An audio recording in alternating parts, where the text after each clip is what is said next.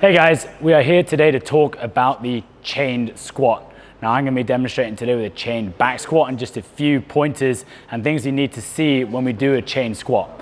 First thing we need to understand with a chain is that as we start to descend or do the eccentric portion into the bottom of the squat, the weight on the barbell is essentially going to get lighter because more and more of the links from the chain will start to gather up on the floor.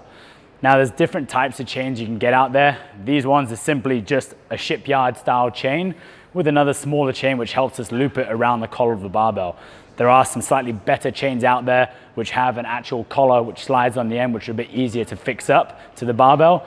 But for these ones, basically what we want to see is when the athlete unracks the barbell and steps back, is that the chains are just on the floor. We don't want to see the chains hanging up off the floor. That just creates an unnecessary amount of instability in the squat. We still want to see some of the chains on the floor.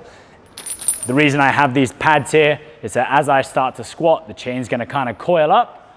It's going to get lighter with the barbell, and as I stand up, the chain's still got a little bit of weight touching these pads on the floor. Now, if you have a long enough chain and you can get all the way to the floor, then that's perfect. So if I demonstrate a couple of reps here, do it nice and slow so you guys can watch the chains as I do it.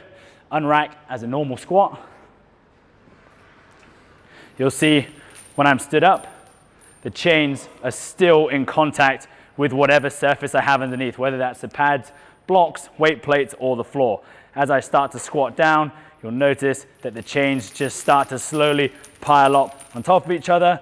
That's the lightest the barbell is going to be at the bottom of the squat, which allows me to drive up and out of the squat nice and fast without the chains coming off my bottom surface. Again,